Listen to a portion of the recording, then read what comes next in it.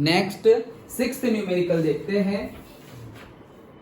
देखो क्या बोल रहे हैं, the first ionisation enthalpy delta I H, देख के ही पता चल जाएगा डेल्टा आई मतलब ionisation enthalpy. Okay, values of the third period elements, third period के एलिमेंट्स है कौन कौन है भाई, सोडियम है, मैग्नीशियम है एंड सिलिकॉन आते हैं थर्ड पीरियड के, आर रिस्पेक्टिवली 4, 9, 6, 7, 3, 7 एंड 7, 8, 6 इतना है। Okay, kilo joule per mole. Yes, predict whether delta ionisation first ionisation enthalpy value for aluminium क्या होगी, वो हमें प्रिडिक्ट करना है।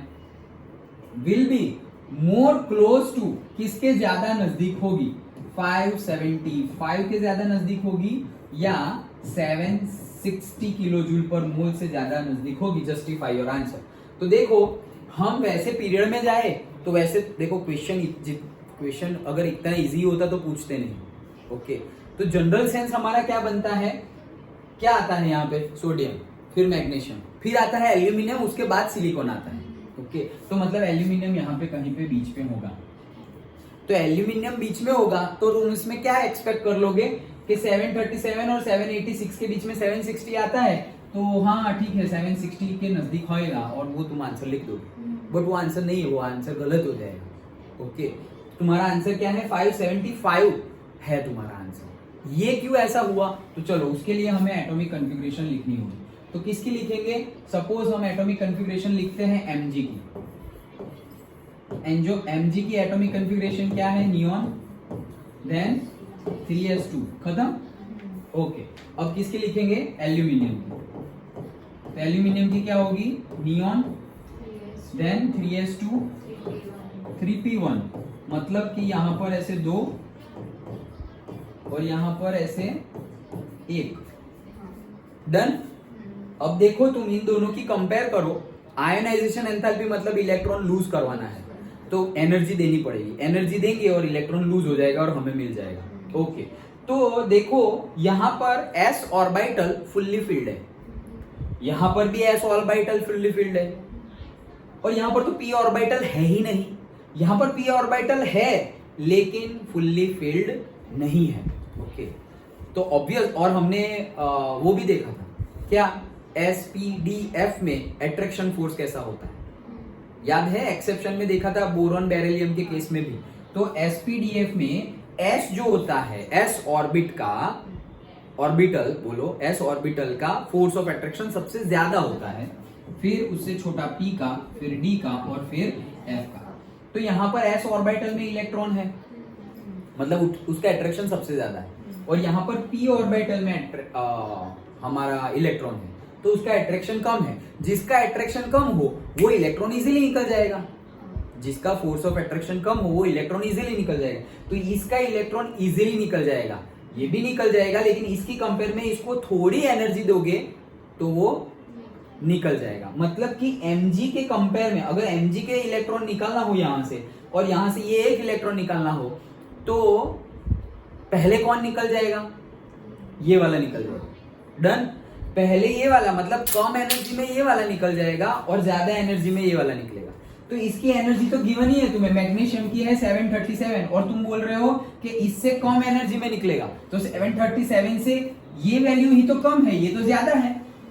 तो 737 से कम वैल्यू किसकी है, 575, देयरफॉर 575 उसके ज्यादा नजदीक वैल्यू है। समझ में आया? पता नहीं इन्होंने बोला है या नहीं, बट देखो पढ़ लेते हैं। It will be more close to 575, the value for aluminium should be lower than that of the Mg। क्यों? This is the reason, because the effective shielding of 3p electrons from the nucleus by the 3s electrons. तो इन्होंने shielding की बात की है, तो shielding की बात भी कर सकते हो। क्या हमने बोला था कि जैसे जैसे ऑर्बिटल्स बढ़ेगी वैसे वैसे शील्डिंग क्या होगी, बढ़ेगी, क्योंकि बीच में इलेक्ट्रॉन ज्यादा आ रहे हैं ना, तो शील्डिंग क्या होगी, बढ़ेगी। तो तुम शील्डिंग का भी लिख सकते हो, लेकिन देखो यहाँ शील्डिंग का ज्यादातर कब लिखेंगे, जब तुम्हारा एन चेंज हो जाए। शील्डिंग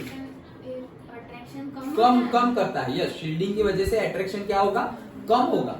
ओके, तो ये लोग क्या बोल रहे हैं, because that Mg because of the effective shielding of 3p electrons from the nucleus bye 3s electron. Obvious है, क्या बोल रहे हैं कि 3p में जो इलेक्ट्रॉन हम डालेंगे तो 3s वाले जो इलेक्ट्रॉन है वो उसको शील्ड करेंगे, क्योंकि पहले हम किस में डाल रहे हैं 3s में, बाद में हम 3p में डाल रहे हैं, तो 3s वाले शील्ड करेंगे। लेकिन ये रीजन दिया है तो लिखना तुम, लेकिन साथ साथ में हमारा रीजन भी लिखना, क्योंकि शील्डिंग इफेक्ट जनरली कहां देखने को मिलती है, यहां तुम्हारा सपोज न्यूक्लियस है, तो ये n = 1, n = 2, n = 3, तो तुम अगर n = 3 में हो और पहले वाला n = 1 में है, ओके, और यहाँ बीच में n = 2 है, तो यहाँ शील्डिंग इफेक्ट ज्यादा देखने को मिलेगी, यहाँ शील्डिंग इफेक्ट ज्यादा देखने को मिलेगी। यहाँ पर तो तुम Mg भी 3 में ही है और एल्यूमिनियम भी 3 में ही है, दोनों है किसमें 3 में ही है ना, 3s 3 है, यहाँ पर भी 3 है, quantum principal quantum number same है, वहां पर शील्डिंग इफेक्ट होगी लेकिन उतनी ज्यादा नहीं होगी। शील्डिंग इफेक्ट ज्यादा कहाँ होती है,